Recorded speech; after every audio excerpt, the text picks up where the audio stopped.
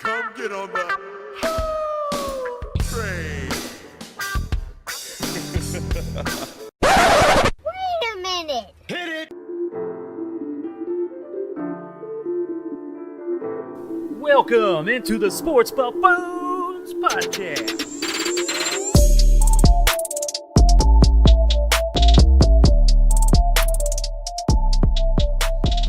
Yo, what's going on out there, ladies and gentlemen, boys and girls? Welcome on in back again, once again, after a 2-week hiatus to the Sports Buffoon studios here at Lenexa, Kansas, of course. We are back with the full clan. Jason GG to my left and Tanner Dawson to my right. So what's going on, fellas? What's up? Does anyone have any apologies after last week? No. No? Nope. No apologies anyway? Nobody? I had a phenomenal show prepared for last week, and then things happened which may or may not have been legal, which caused us to not do a show. But I had a fabulous show planned, and so, well, that's all right. We'll get it popping here in a second, so we'll see what happens. There might have been an incident that went down last week that prevented us from doing a show. But we're not going to get into details here. We don't want to throw anyone under the bus. But I'll put it this way. The cops didn't make it there in time, so that was good for us. Oh, my. I don't know that the cops would have showed up anyway. I don't know if we're that's. Well, the fire department probably would have. You're taking that pretty far. Ooh, at least a security guard would have showed up, but he wasn't going to get there in time, so that's all right. Oh, guys, the great news is we are here, of course. We're back. We didn't just jump off a cliff like sometimes we probably should think about doing. But the great thing is about this day here before us is that this was loaded with Chiefs news.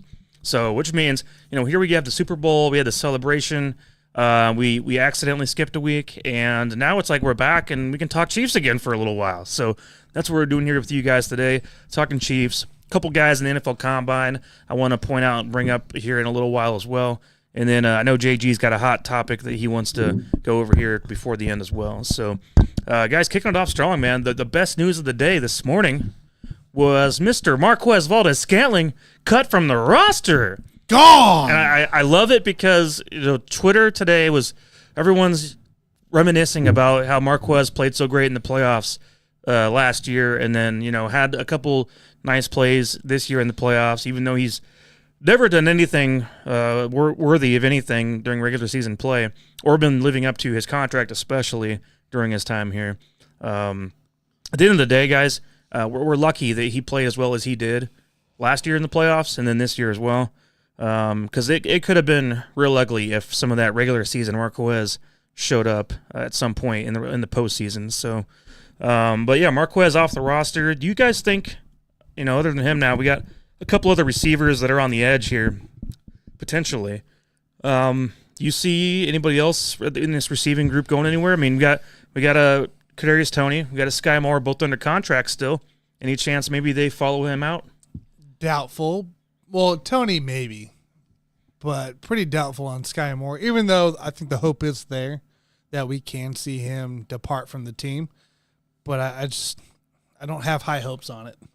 I got to be honest with you. If I could keep one and get, out of the three, I would have kept MVS. If we just taken the contracts and all the situations off the table, and you want to pick one of those guys and you're going to cut the other two, I would have easily cut Sky Moore and cut Kadarius Toney. I would have kept MVS. I would have kept Toney. Because he had value, at least in the playoffs. And I know he wasn't very dependable in the regular season, but I still liked him better than those other two guys. So yeah, but the contract is the thing that was an issue. Yeah, absolutely. The Chiefs you're not receiving gonna pay $12 million Money. against the cap here this offseason that can be used towards a veteran presence that can be worthy of playing better more than 2 games worth of crap throughout the year. See, and I would have kept Toney and Moore just for the contract situation that they're in. MVS, he turned it on at the right time, but it was in a way too late in the season to showcase that he can catch a ball. And Kadarius Toney, we know what he is like outside of what this season was, and there is still hope in a way for him, but he's also on a really cheap deal. The main problem with Toney in a lot of ways is that he's kind of a waste of time because he's always injured. If you're a coach and you're investing your time and energy into getting guys, into a game plan or getting guys ready to understand the concepts within the scheme of the offense, and you're putting a lot of energy into that kind of player. That's time taken away from other guys. There's also that need an that attitude problem with him right now, too. Of course, there's that. And he's in the doghouse, man. He didn't even play in the Super Bowl. So no, he didn't. I think that there's a good chance that Tony does get cut at some point in this offseason. Sky Moore's a guy, I know, Tanner, you know how I feel about it, but why would you say you'd rather cut Sky Moore over Tony? I feel like first he got hurt, of course, at the end there. And then just the ineffectiveness he had last year and the ineffectiveness he had the year before. And there was high hopes for him going in the season this last year, and it just wasn't there. The route running wasn't crisp as we saw in training camp. Mike and I, we went there. The expectations just haven't been met for the pick that he was, and the players that were picked around him. It just hasn't been met. And so I'd be okay moving on, freeing up some, cap space and trying a different pick. Hey, I bet we could see Nico Remigio end up being a better player than Sky Moore. And they're similar size, similar style of play, but Nico seemed to be a little bit more of a pure football player in the NFL. At least we'll see. We're talking about a guy who never has stepped on the field, really, other than what we've seen in training camp and preseason. So, bottom line is all three of these guys were a bunch of bums. And if I've got Rashee Rice, and if I bring in Mike Evans, and I draft another receiver, and I've got maybe Mecole Hardman as my number 4, I'm okay with that. I'd rather keep Hardman than all these other bums that we're talking about. If you do that, you could keep Justin Watson even for another year as your WR5. Absolutely. And I'm fine with that. Who cares at that point? It doesn't matter. Because if you got the veteran next to Rashee, along with a rookie with great athletic ability in the upcoming time, that's the whole game plan to me. Mm-hmm. And I'm not saying we need Mike Evans necessarily, but some kind of receiver, veteran presence that can come in and take some pressure off of Rice. And then an athletic, deep speed receiver I think would fit great with the Chiefs in the draft. So very simple game, boys. Just get all of the bums off your team and then bring in more talented players. It's a very simple game. Like, we try to go back and forth and try to nitpick and all this. It really, at the end of the day, it doesn't matter. Just get all of the bums off of the damn team. It's addition by subtraction. You know what I mean? So, all right, guys, before the next thing, we gotta dive in. I know I'm a little rusty from taking a week off. So what are y'all sipping on? Ooh, what do we got here, Tanner? We got the On the Rocks premium cocktail, probably from Kentucky. We're doing a Manhattan today, boys. Let me see this bottle here. I've seen this in stores before. Those are really good. The premix stuff. A Basil Hayden. That makes sense. I've had a. Okay. I know I've had the margarita and I've had the old fashioned. I believe is from them as well, and it's been good. It's actually been really good for a pre-made cocktail. Yeah, the only thing it's missing is the cherry juice. If you just put some cherry juice in there and a maraschino cherry, it's perfect. It's a perfect Manhattan. Yeah, produced in Frankfort, Kentucky. So, yeah, but that's Basil Hayden is the whiskey that's used in there, which is good stuff. So, and by the way, I do have my playbook today, boys. I'm going full on Russell Wilson today because I know that boy just came out and said he's about to win 2 more freaking Super Bowls. So that's why I'm sporting I'm sporting the playbook, boys. 2 in 5 years. What was it? The converted signing bonus or salary to a signing bonus or something like that? Oh, what hell, Tanner. I don't know. The Broncos they don't want anything to do with them. He's like, but they just make it work here. They just put something like, I think they converted salary this year to a signing bonus or something. I'm trying to say whatever he's smoking on right now, I want some, because if that guy thinks he's going to win 2 more Super Bowls on the downside of his career, I want some of whatever that guy's smoking. He's a corny ass. Because he is high as a kite, baby. I want some of that smoke. Been in Denver long enough, man. There's lots of good edibles out there, too. They're about on the same edibles level as the rest of the mainstream media thinking Justin Jefferson's going to get traded. So I don't know where that's coming from. We'll save that for a different day, but it's stupid stuff. It's online social media crap is all it is. Guys, next thing I want to talk about here on the list, we got L'Jarius Sneed. We found out shortly after MVS's cut, L'Jarius Sneed is likely to be franchise tagged. He will be franchise tagged, it sounds like. It actually didn't sound like it was official. It's not official yet, likely but it's very likely it'll be franchise tagged. I think what's going on there with L'Jarius Sneed is that the Chiefs I think they want to have a long-term contract with him. Mm-hmm. I think the numbers are not matching up with what Sneed's value is being put out there. And so he's able to talk to other teams right now. He's been given permission to talk to other teams, see if there's a great deal he can have in place, and if they can agree to a deal with another team, that's where the trade scenario comes in. That's where the Chiefs are going to want some picks. It's like the Tyreek Hill situation. Very similar. Very similar, other than the only reason Tyreek Hill ended up leaving was because Devontae Adams kind of, undercut him with a huge contract, and then Tyreek goes, "Oh, wait a minute. No, I want to be the highest paid."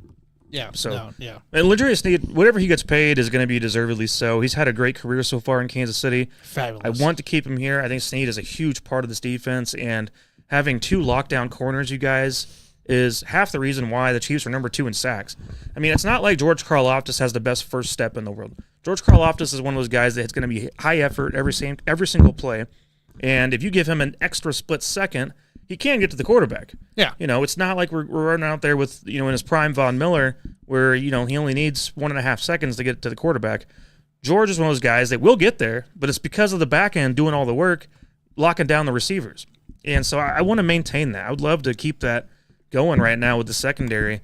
And I don't know without L'Jarius Sneed if that's going to be something we can continue to do. As great as Trent McDuffie is, Sneed brings a certain physicality in the run game, and he could blitz great as well, in the nickel and stuff like that. So, and he gave up no touchdowns this year, man.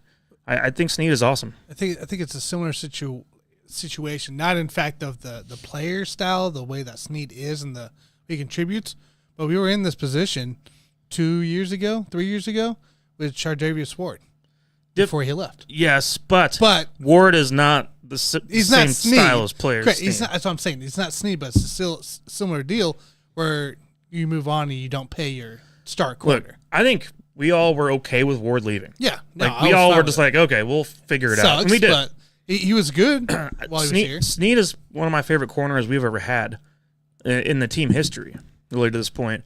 I just think he brings everything you want in a corner. Physicality. I mean, the guy's locked down. He's, I love his run defense.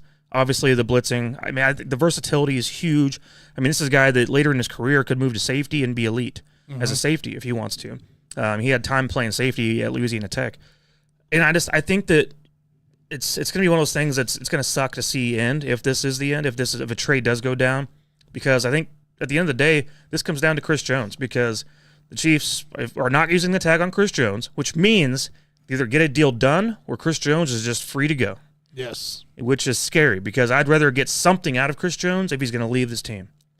I would have always done it the other way around. I would have actually preferred to keep L'Jarius Sneed here longer on an extension and tag Chris Jones and then look for a trade at that point.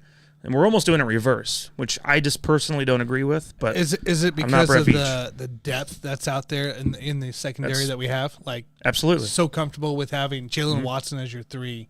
Even Joshua Williams is an improvement year. And Watson's proven his rookie year, man, to be a really good corner. Jalen Watson was awesome, and I love Jalen Watson. I think he's a great corner. I just don't want to see this team. I think what we have going in the secondary is too good to let go. It doesn't mean that we don't go out and draft somebody with the same kind of attitude. It's just we have a guy with the attitude that we need and knows the defense and knows how to take care of these guys. The fear is, though, if you just let Chris Jones go or tag and trade, you have nothing interior. Yeah. Because the D tackles after Chris Jones in this team, they're nothing to write home about. I mean, we got our veteran Derek Nottie, but he's not going to push anything in the pocket. He doesn't push. He's not a pitch guy. He's a run guy. Yeah, he's a run guy. None of that stuff's going to work out. So I think the fear is what's making the Chiefs choose to tag and potentially trade Sneed over tagging and trading Chris Jones. So and Amwinihu being out too. Yeah, which with the ACL, I mean, he might not be fully back until week 4 or 5 in the regular season. That, man. We could be seeing closer to week 10. So I agree with you, Mike. I totally would have tagged Chris Jones instead of Sneed, but now that we're here, what's the price? Because I'm with you. I want to keep Sneed on this team at all costs. But what's the price? We all know each player has a price. So in terms of picks, what are we trying to get for Sneed if we do the tag and trade? Just to say first, so I think the franchise tag number for cornerbacks this year is around $18 million. Yeah, somewhere around that range, which is lower than defensive tackle, by the way. But as far as the price that it's going to require, I mean, Sneed just came off his best year of his career, allowed 0 touchdowns in coverage, was elite all year long in every single way you can imagine. I mean, what the hell would you have? What would you have given up for Darrelle Revis in his prime? Just short of 20, by the way, 1982. 19. Okay. You know what I mean? Like think about it that way. L'Jarius Sneed is going to be worth a lot to somebody. I mean, L'Jarius Sneed is, in a lot of ways, it can be looked at as like a modern day, the role of Charles Tillman. I always look at him as that way because he was so versatile and flexible in the secondary, and kind of, in a way of forcing fumbles, in a way of coverage ability and the run stopping. And I think that Tillman played great for a long time. And Sneed can do the same thing with his style of play. So I need a first-round pick, man. You're looking at his market value right now being a 4-year, $65 million total deal, right? Average salary is $16 per year. And, this is that's in the ranks of if that's true, Ramsey, Carlton Davis, Tre'Davious Ward, and Jamal Dean. This is from Spot Track. I would have paid him. 4 years, $60 million. So maybe that's what Brett Veach is thinking here. Maybe he thinks there's somebody out there that's going to overpay. You said a first-round pick. Maybe he thinks there's somebody out there just because Sneed is so good that might give us more than a first-round pick. I mean, if you look at some of the new defensive coaches out there, you have Atlanta out there that has A.J. Terrell on the other side. They could use, if they're trying to beef up that defense to go with whatever they're going to draft. Who else? We got Harbaugh's an offensive guy. And then who else am I thinking of for defensive guys? I think there's going to be a lot of coaches out there that because there's a lot of defensive coaches. Style. There's a lot of defensive coaches now. Well, I just think there's going to be certain coaches out there that go and kind of beg to their staff to say, "I want this guy, make it happen." The Bears. Like, this is going to be our missing piece on the secondary. I think that could be a thing that goes down. And look, if we get offered a first round pick out of the deal, then hell, we got to do it, I guess. But for the price you just said, on Spot Track, their market value, 4 years, $65 million, 100%. I would have been all in for that. Average 16 a year. I'd have been all in. You better hit on that freaking pick. That's all I can say. Like if they do the deal and you get a first rounder, you better hit on that freaking pick. Well, at that point, you're going to have to probably. I mean, you could go cornerback with one of those picks, or you could go receiver with one of those picks. So either one would be nice. You just go have the option. Kool-Aid McKinstry, dude. First round pick. Heck yeah, we'll talk about him here in a little bit. Kool-Aid McKinstry from Alabama. Yep. All right, guys, a couple more Chiefs things.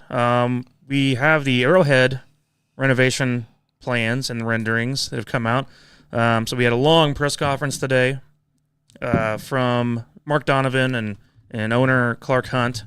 And I don't know what you guys think about this. I'm sure Tanner, do we have images, or are they just on our picture for those shows? Oh, if you give me a minute, I'll pull it up. Okay. Because there's a few different images that came out. It's interesting to me. If you guys, have you paid attention? Have you seen this yet, Jason? So I'm confused about what they're trying to do here. So they're showing how the parking lot would look without Kauffman Stadium, obviously, and they're going to put a field, basically a football field where Kauffman Stadium was, and it looks like it's like a concert venue in some kind of way. And I'm confused about what the point of that is. Yeah, because they got bridges on the outside. Yeah, the bridge is like a walkway. So it's a walkway coming from I don't even know where, honestly. And then you can walk over the drive area instead of having to walk between cars, because half the time you're playing Frogger whenever you have to park way in the back, waiting for cars to stop so that we can walk past them or whatever. I don't know. When I saw these pictures and I saw the idea behind it, half of my thing was like, what's the purpose of this? Why? Making the video boards bigger is needed. That's going to be something that I think is important and should have been done probably a long time ago. And also the upper concourse, you can walk all the way around now without having to go up and down the spirals to get to where you need to go. But if you saw the pictures, man, I don't know what to think of some of it. What was your initial reaction when you heard about the idea of it? The thing that stood out to me the most was the bridge, and it looked like the bridge was going over I-70. That's what I'm talking about. It looked like I-70, but to where? To what? Yeah. I mean, you're going to walk to Taco Bell? I don't really want to know. Take the bridge to Taco Bell. So here's what they're going to have to do. If they build a bridge over I-70, they're going to have to bulldoze that shithole hotel that's been over there for I don't know how many decades. Mm-hmm. They're going to have to bulldoze everything over there. Denny's, all that. It's a complete shitwad on the other side of I-70. Yeah. And so they're going to have to do something over there to have a reason to build that bridge, because otherwise it doesn't make sense. No. Do I want to walk across that bridge so I can get shot?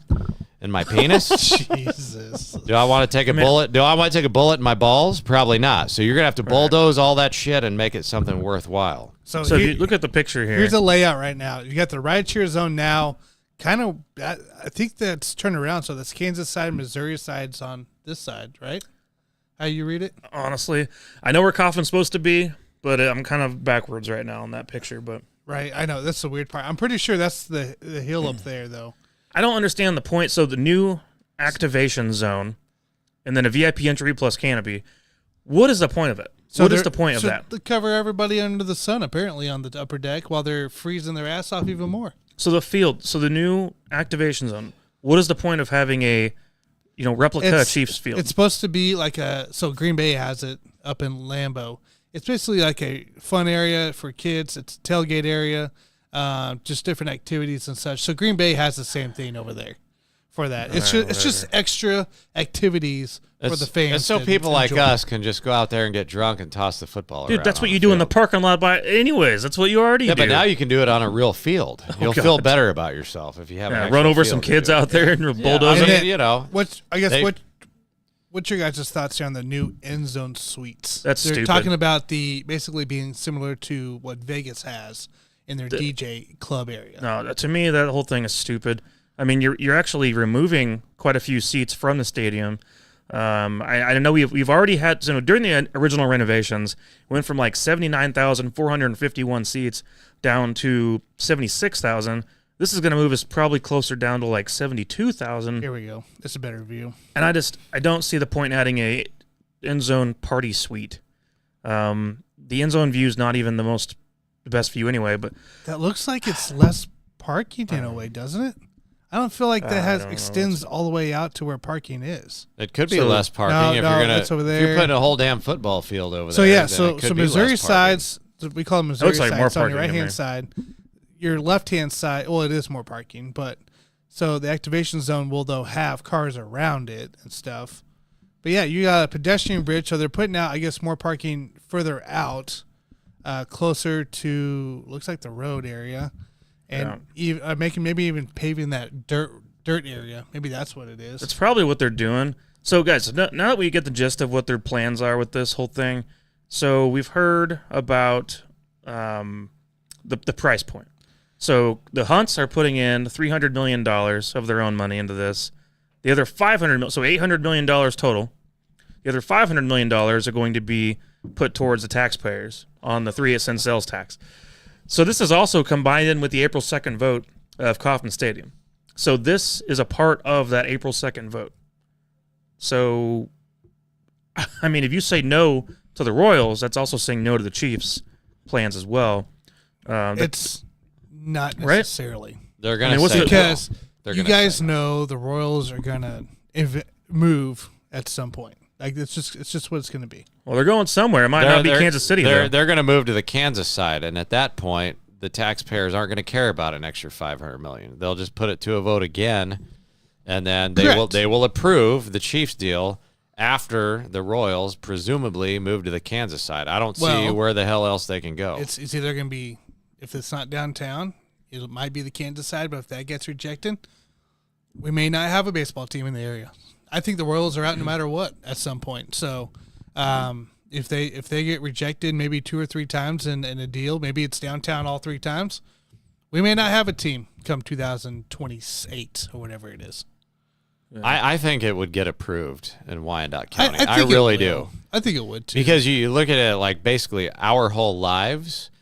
How do they get all their revenue? It's from Johnson County. Yeah. Like, I know they've been in Missouri this whole time, but it's like the people come up from Johnson County that spend all the money. So it's like, if you're going to make Johnson County and probably happier if you put it in Wyandotte County versus where it is right now, they're still going to spend their money. So I guess... But isn't that the whole point of being in Missouri? It's like a tax break compared to Kansas or something like that. Has to do something with the taxes that Kansas versus Missouri. Put it in Wyandotte County. I want to put it to a vote in Wyandotte County at least and see what happens. I don't want to see a failed vote on the Missouri side 3 times. Nobody wants to see that. It's a waste of freaking time.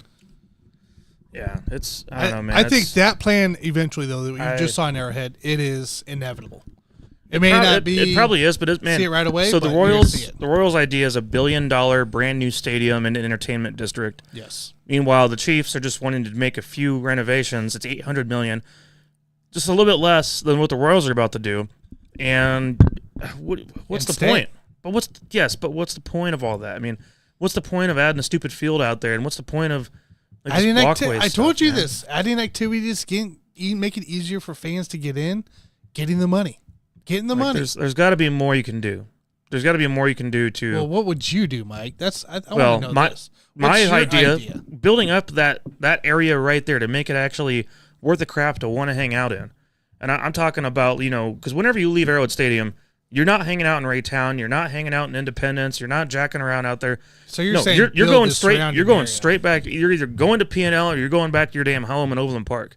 You're not jacking around. But if you can make that area right there somehow nice and taken care of, and have restaurant options there, have you're bars talking there. about outside of the stadium area. I would right? I would yes. If as owner of Chiefs, I would actually invest in making that part of the town better in some way. I know you can't fix the people, man. It just is what it is.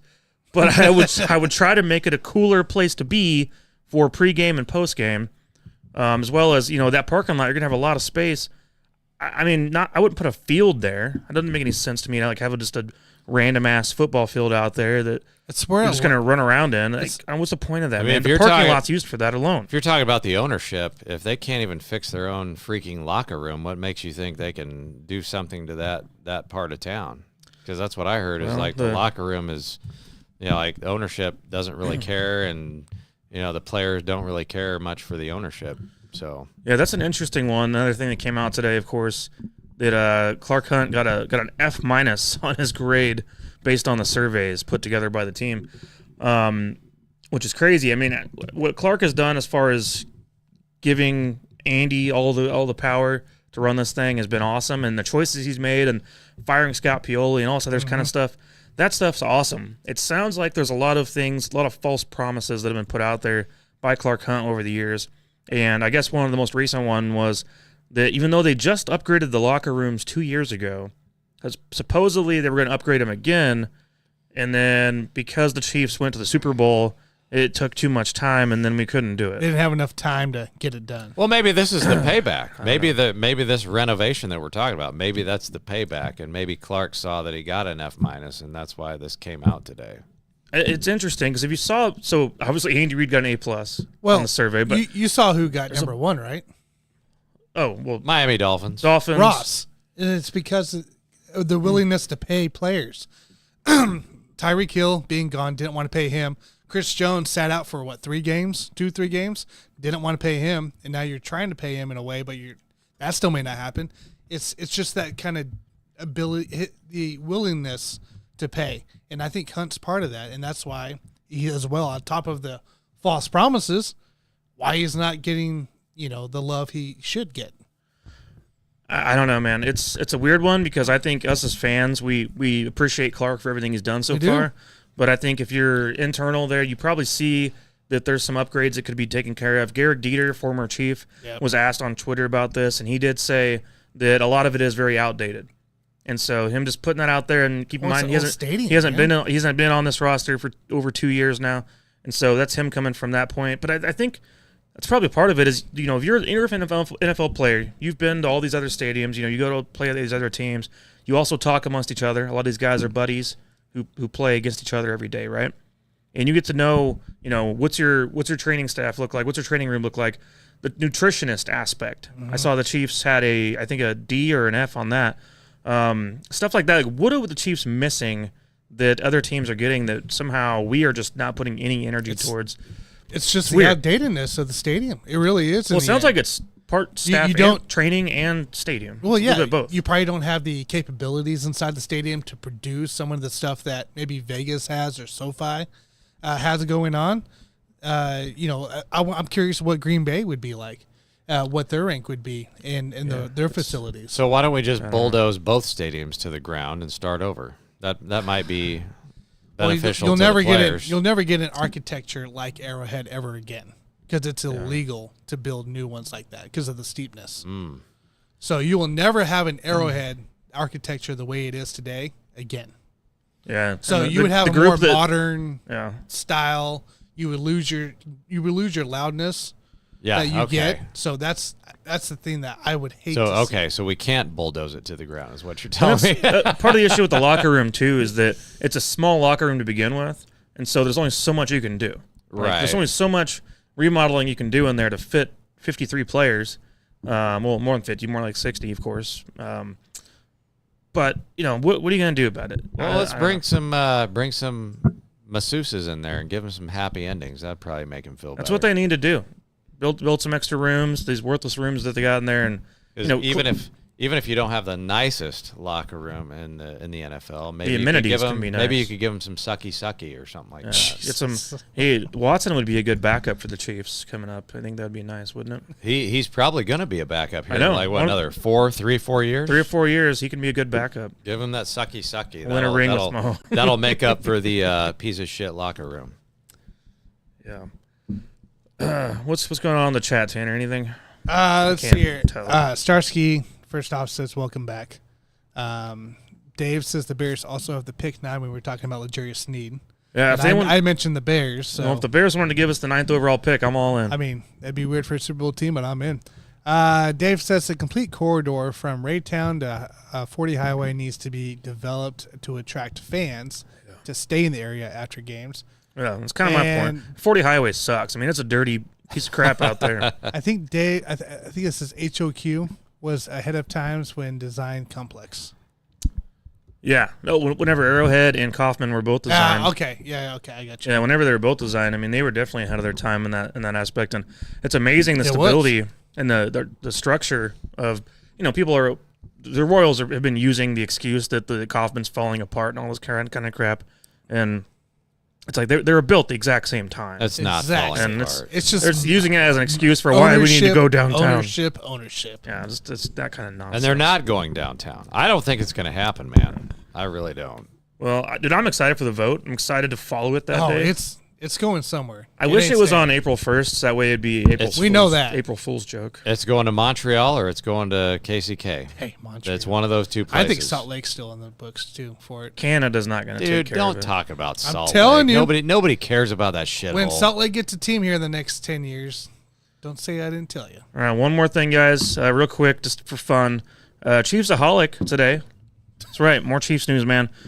Pleads guilty to his robbery charges. I didn't go through all the details of it, but apparently there was 11 robberies in 7 different states, and he's pled guilty, so he could get up to 50 years in prison for his crimes. Unreal. I guess there was also more details about what happened during his interaction in Tulsa about, him telling one of the bank tellers something. If you do this, then I'll put a bullet in your head.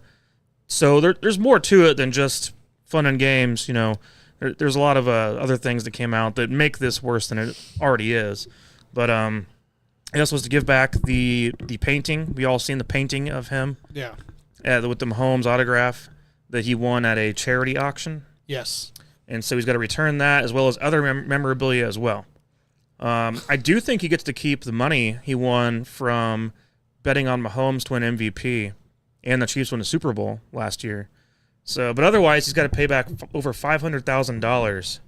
I can't remember what So it was he might for, get but- to keep it, but it's not. So it's not sticking around. They said he had made somehow over $800,000 throughout his robberies, which just seems kind of low.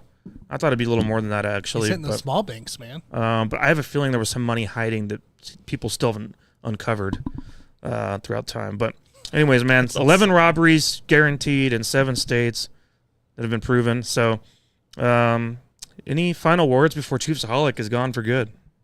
Nah, dude, I think you need to get him some mental help and let him go free, man. I think he needs to go to a mental hospital. And You hear his lawyer today as well talking? let him go free, man. We let a lot of people go free in society. I don't know if you guys follow the news or not, but we let a lot of people walk, and nobody really pays attention to it. But I think if we can fix his mental health and see what's going on in that dome piece There's of not his, fixing that, dude. you can fix it, dude. You want to know what it You is? can fix the dome piece and then let him run free. He- You're free, just like Donnie Azoff in the Wolf of Wall Street. Grew up in a You're free. fatherless home is what happened. And that's what happens whenever, a kid doesn't have proper parents. Ooh, I did not know so that part. growing up in a fatherless home, you become a little hoodlum but, like but that. you can't use that, though, because so did LeBron James.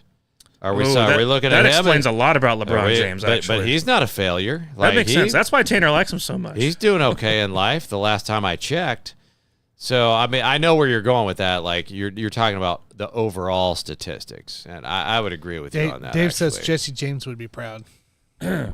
He would be. This is the modern-day Chiefs Jesse James, I guess. But, I guess at least no one got killed like Jesse James did, Dan. I just feel like nobody cares about mental health issues in this country. Like, we talk about it, we pretend that we care about it, but then nobody helps anybody. So I feel like this guy has a screw loose. He does. And he probably needs to go to the mental institute.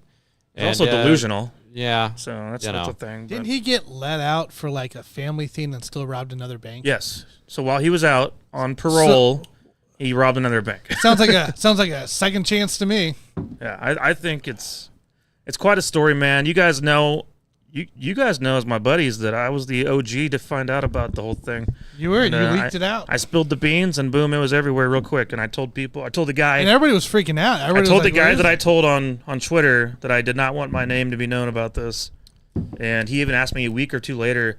He's being interviewed by I guess they're making a show, or not a show, but like some kind of documentary about it. Oh, yeah. And he was being interviewed, and he was asking about if I wanted to be part of it at all, and I said no.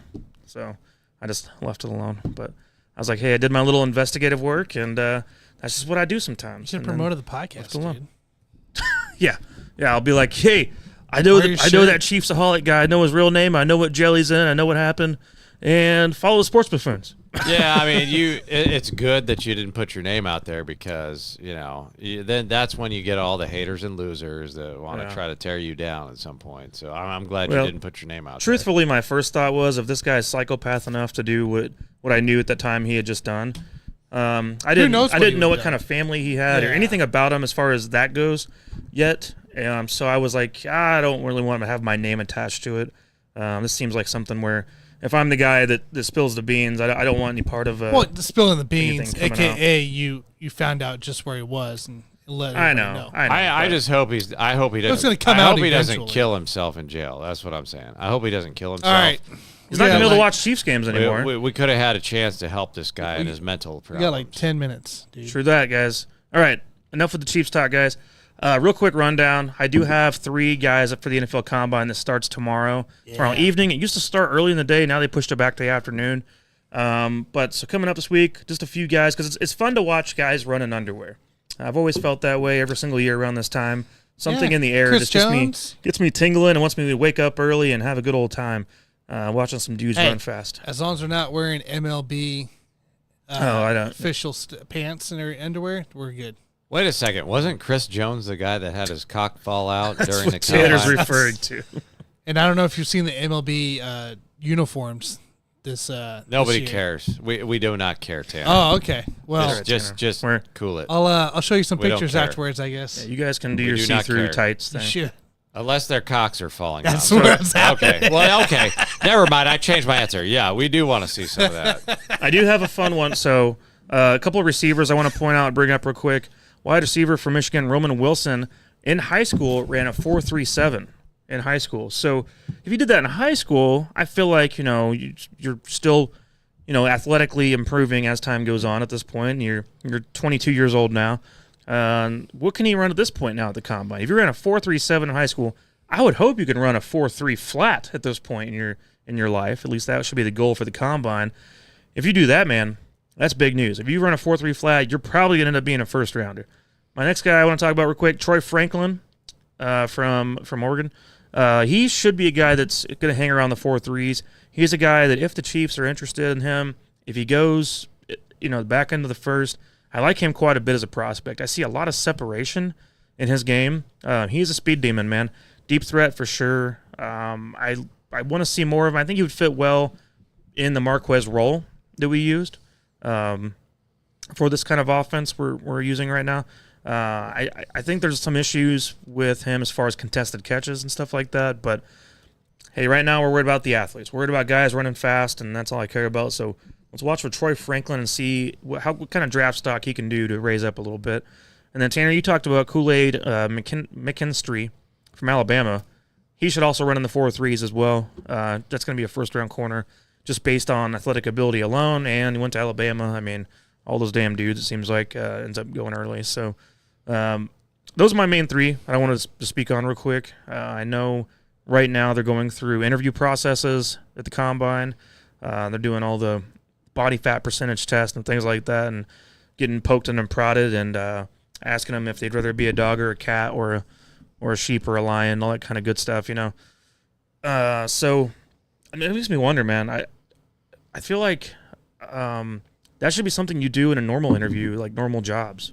I think your bosses, should ask people that, like, before you get hired, you should be asked, like, do you identify as cat? Yeah, what do you identify as? Would you rather identify as a cat or an alligator? Well, they don't. Ooh, I like that. They don't. I like that. Well, they shouldn't be asking you that because it should be on your resume. What? Your pronouns? Yeah. Legit, and that's why bosses toss it in the trash. I don't like that. No, I don't like that at all in the professional world. But that's what they do. No, I know they do, but in professional sports specifically, dude. I think they should do that. Nowhere else. You're but I want to see it. Yeah. Yeah, but but we have the cheetah, right? If Tyreek Hill identifies as a cheetah, like these people should be identifying as animals. That reminds me, and Sammy Watkins was a lizard man. So I love it. I love it for pro sports. Not so much in just sit down. Or maybe just ask them what their nickname wants. What's your nickname? Tanner, I think that should be a question that you ask all these players in the Combine. You go, what animal? What do you identify as? What animal? Don't say what gender, because that's wrong to ask that. I think you should say, what do you identify as to the players at the Combine? And I'm curious what kind of answer.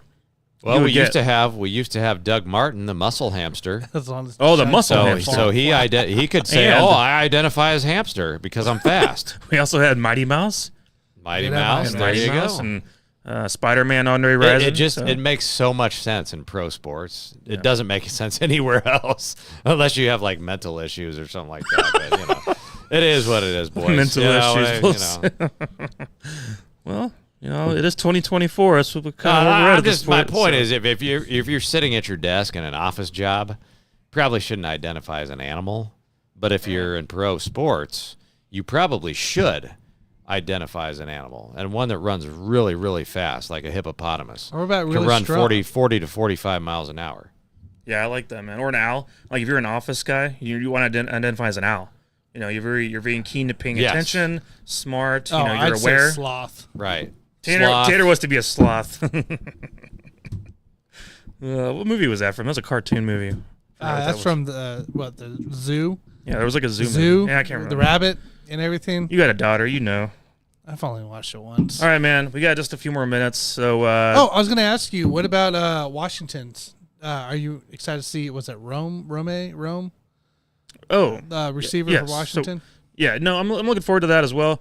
A lot of people compare him to like Julio Jones, and I don't see that at all because Julio was a freak athlete, and Rome Odunze is not the same type of thing. See it over the playoff course. I didn't see it late. Athletically, it's not the same. The size is there. That's all it is, Tanner. The size is similar. It's like 6'3", 215, right? Yeah, looks great on paper. I like Rome as a player. He's not Julio Jones. I'm just going to tell you that right now. Heck to the no. I'm just going to tell you that right now, man.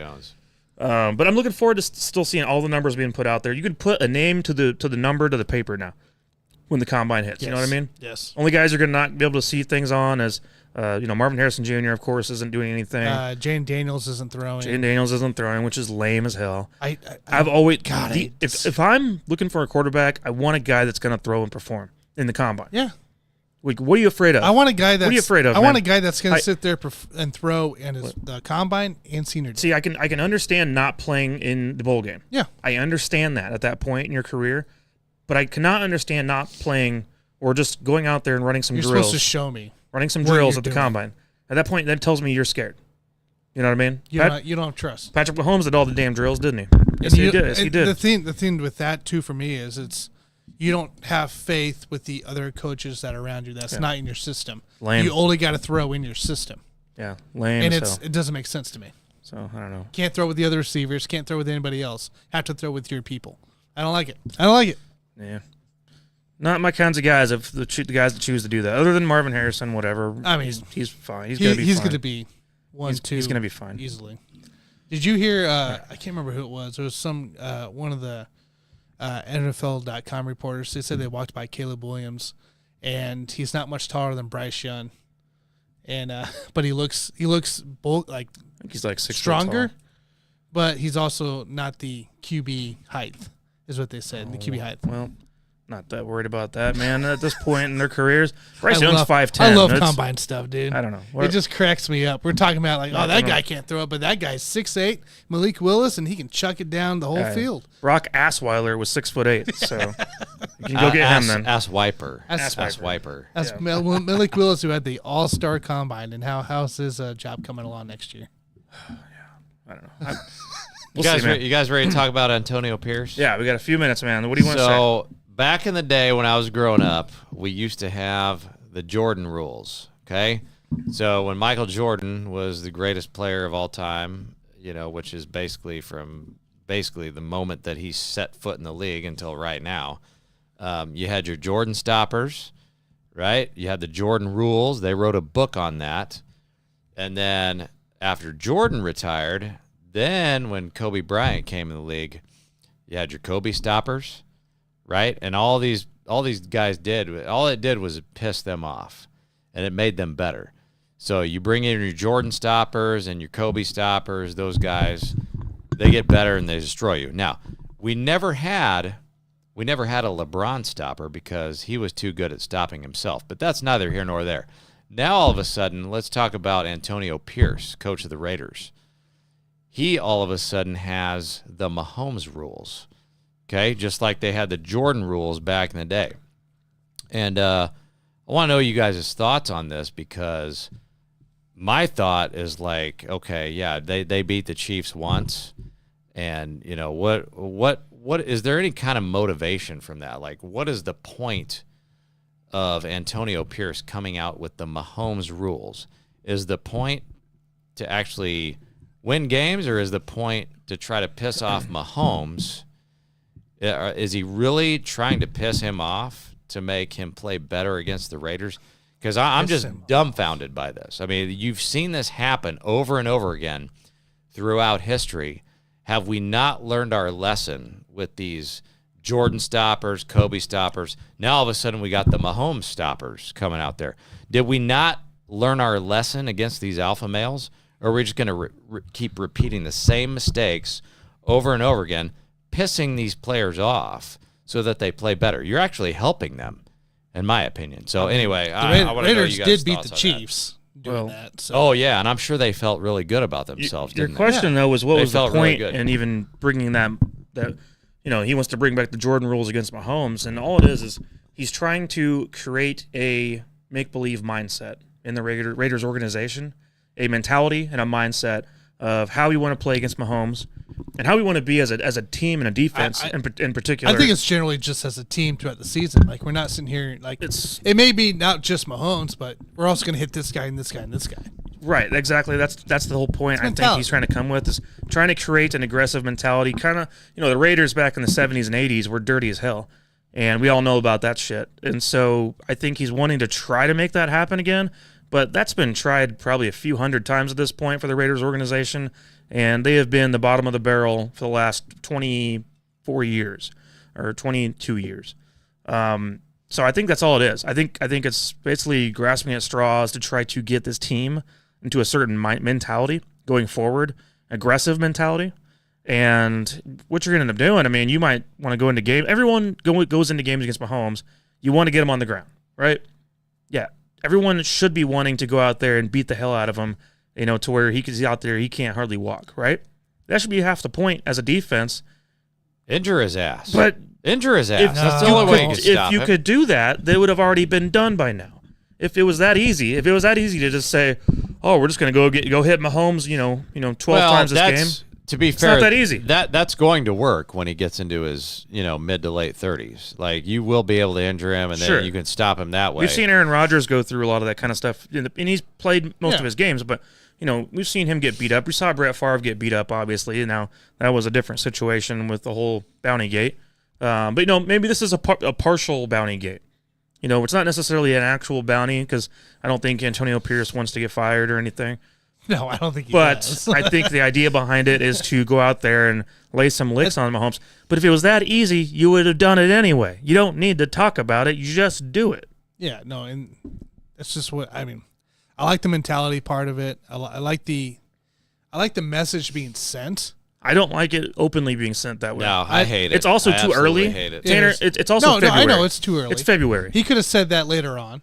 Here's the thing. The training camp would come along. I would talk about that mentality in training camp. It's the same attitude that you're seeing in Detroit when MCDC got hired on, kneecap biting, breaking the kneecaps, going after, like, you're here to cause trouble. It's the same aspect here. Look what the Lions are. Maybe that's if he can get the same kind of motivation from his players, Pierce, now that he's officially the head coach. We saw it last year. The Raiders changed after McDaniels ended up leaving. And now Pierce coming into play, who has already a strong, relationship with a lot of players already there and that are free agents. I mean, this could be something for the Raiders. I'm okay with it. I liked his comments. I liked the tough saying. I liked what he's doing. Now, can he officially back it up for his first full year in head coach? Can he get the players on board like MCDC has? Yeah, they also like to say "just win, baby," and they don't do a whole lot of that. So, words are one thing and all that, but actions are really what matters in the end. So. Is it because we're Chiefs fans and that's Raiders talking? No, it's because we've seen this for long enough at this point. That organization, dude. They went to the Super Bowl in 2002. 2002, but against their former since coach. I've been a teenager, and up to this point in my life, the Raiders have been bottom of the barrel, the worst team in the NFL on a year-to-year basis, like average to below average or worse every single season. They haven't had a coach like this since Gruden. To be the first time. I don't know. I can compare Antonio Pierce to John Gruden. Just attitude. Guy that won a Super Bowl. Attitude-wise. That's what I'm saying. Attitude-wise? I'm just saying attitude-wise. Who brings in the more momentum? They've gone through quite a few, man. There was Tom, what's the old offensive lineman coach? Callahan? You know what I'm talking about. Can't remember his name right now. I know what you're talking about, yeah. They've gone through a lot of coaches over time, and I guarantee they weren't all a bunch of softies. I guarantee there was a few in there that also wouldn't have an aggressive mindset. It's talking about it's one thing. It's about doing it. And I don't know. MCDC talked and did it, so we got to give this guy time. I would keep that shit in house, man. I would not. I don't need to go have interviews all of a sudden on a podcast with Max Crosby next to me and say, "Oh yeah, we're just going to start the Mahomes rules." So now. what's the point of that? I'm confused. What do you want me to do? Just sit there like, no. Yeah, we're here to play. Yeah, we're just going to play. I'm going to make sure that our guys in house understand the job. Yeah, I know. Understand the mentality we need to have. But what are you speaking to the media? You're wasting time. You're just walking in. You're just like, yep. Nope, we're going to play. Well, I'm not talking about... You're going to be boring. I'm not specifically talking about Patrick Mahomes. You're going to lose all the potential players looking to sign with the Raiders by not speaking that kind of impact on the interviews. So I agree. Phony. It's phony. I agree with Mike. It doesn't matter if it's phony. It's the message being sent to the players. It's a shitty message. I agree with Mike here. You have to keep it in-house. And just for comparison, I looked it up. The Jordan Rules was published in 1992 and at the time, Jordan had only won one championship. Mm-hmm. Now, all of a sudden, so then they pissed him off. What happened after that? He got 5 more freaking rings. Mahomes already has 3. Yeah. Now you're going to come out with the Mahomes rules and piss him off? But it's not just Pierce you're helping doing him, it. dude. It's not Pierce all doing you're it. doing It's everybody doing it in the league. Mark my words. All you're doing is you're helping. Everybody. You're helping Mahomes. This. Everybody. Anytime you piss off Mahomes, you're helping. Everybody in the You're league's doing a favor, dude. Could you imagine Andy Reid doing that shit? Could you imagine Andy Reid he's going not that out kind there? of coach. Exactly. But that doesn't mean you're not going to get one set coach of not doing it. No, you think Andy Reid would go out? Andy Reid knows how to do. Andy Reid has a history. He knows how to be a leader. Andy Reid has a history. He has the past that can help him reward and get the Andy players Reid, that he wants. Andy Reid, even when he was Pierce's He age, has would a have player never said that relationship. kind of crap. No, because that's not Andy Reid. So what These about how are to be a two leader. different What about guys. what Antonio about Pierce last doesn't know how year? to be a Antonio leader. Pierce is a leader. Dude. Antonio Pierce wishes he was a player still. Nah, dude. All it is. AP is sending the right message out to the players to get these It's a kind joke. of guys. It's It's a a phony new era, message. dude. Horrible. It's It's a a new horrible era. message. A new era. If I was a That'd be DM, I like- would say phony ass going out there talking about Mahomes rules. That would be, dude. Nah, that's no new- different. new That's era, no dude. different than if before last year's Super Bowl, if Andy would have came out and say, "Oh, we have the Jalen Hurts rules. We're going to destroy him in this game." That we would have lost. We probably would have lost. Yeah. Because we would have motivated that guy to play better. We probably would have lost. But Andy Reid is not stupid enough, and all these coaches, they need to give He's respect. too old to do it, dude. You need to give respect to these other players. Could you imagine Nick Saban coming out saying we're going to break some You don't want kneecaps? to poke the bear. The worst thing that you can Are you do is kidding poke me? the bear. Why would you want to poke the bear that's already got 3 rings and now you're going to piss Everybody's him off again? doing it, It doesn't dude. make any sense. Everybody's doing it. It's Tanner, dumb. that's why It's you keep stupid. it It's in house. ignorant. You keep Ignorant. the mentality in I house. don't, but you don't get players that way. You don't get players that way. Get players. They're the Raiders, Tanner. You don't get players. People don't want to that go way. to your team anyway. Well, you're. Other What are you, than to what are you go trying to do party and then? get drunk at the encore. What are you trying to do? Like, how else do you send out a message? You think that's the only way to get recruits, free agents? Talk your game. That's the way you do it? That's one of the ways. Talk to about do it. Mahomes and how you just need to beat him up. That's the only way to get to him and win? Talk about your. Yeah, I don't know. Not necessarily Mahomes, just the gameplay. I said the chemistry. I ain't worried about Mahomes because every team's doing the same damn thing. How about during interviews, you can tell them then, in private, Oh my god. in person interviews. You don't need to openly go on a show and talk about I that don't know, crap. dude. The bottom line- I don't feel like it's anything bad he's doing. The bottom line is like the Raiders don't have a quarterback. Their team No, they sucks. suck. They suck right now. They suck, and I think that AP is just trying to make a name for himself, and I don't have a problem with it Necessarily a from that name. perspective. But you're not going to have any longevity in this league as a coach if you. So where's if you just- MCDC at? If you just crash and burn. Where's in the AFC MCDC West. at? MCDC did the same thing 3 years ago. He went to a. I'm not watching Beavis and Butthead. I don't care about ACDC. Just shut the hell up. I You don't don't even know care. who MCDC is. Let's get out of here. I don't want to talk about guy. ACDC. Like Zootopia, the sequel. Yeah, that's right. Thank you, I sir. watched Alright, plenty of let's- Beavis and Butthead in the 90s. I don't want to watch that shit Sounds like anymore. the What the fuck every is he Raider talking about? fan to speak. Thank its you, Tanner. New era. I just let out my first F-bomb. I was trying to cure myself of that problem. All right, well, Very you WWE. ruined it it, looks man. scripted. You freaking Oh, ruined yeah, it, Dave. man. I Oh, just yeah. accidentally dropped my first F-bomb. Thank you, Yeah, Tanner. Antonio Pierce is going to drop a promo on your ass. What you going to do? Beat me at the Is- pay-per-view. Yeah, Is Tanner, MCDC why gonna don't be you behind pull your him? head out, man? Is MCDC be behind him? Tanner, read the comments and we got to get out of here. Jiminy Christmas. Just get on the right side of an argument for once. Dave here. said he is Jiminy going to. Christmas. He's going to cost his team. Stop, Banning. Jesus. God, it's a freaking child. He's going to cost his team games, motivating players, trying 15 yards all game long. Commitment. No, it's not going to do that, Dave. Dave says, sounds like every Raider fan to speak. It's a new era. Dude, it's like Cowboys all over again. It's our year. Starsky says Zootopia. That was the movie they were talking about. Okay. Dave says very WWE-ish, looks scripted. Yeah, I want Antonio Pierce, and then in the background, the light comes up, and it's freaking MCDC in the back behind him. And then Starsky Barrier says, don't sleep on the new Beavis and Butthead. I didn't even know there was a new Beavis and Butthead I'll out. have to look that up. I don't know anything about it yet. You know the new Beavis and There's Butthead? a new one, I did not apparently. know it, man. But Starsky's all about it, try to man. find it, I guess. So sounds good to me. All right, you guys. Well, that's can all do I that. got I can do the voice. for I you can do for the voice. today. You want me to do the voice? Do it. It says the doggy coin is up 25% in the last 24 hours.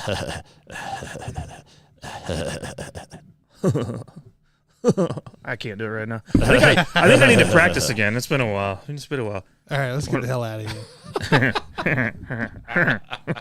You would be Beavis and I would be, or Tanner would be Butthead. I don't No, have any hair. I do the best butthead. But you I look do a like good butthead. Beavis. I know. No, I look like Beavis, but I Dude, can't tell do the damn voice. difference, dude. I do the best butthead voice.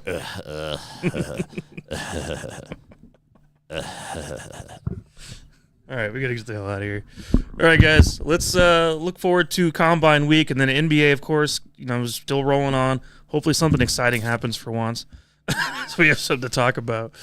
But otherwise, man, I'm looking forward to seeing what the week presents to us. And thank y'all. He said combine. So much for joining us, and I'll see you on the next one. Yeah, look, a gummy worm. I'm hungry.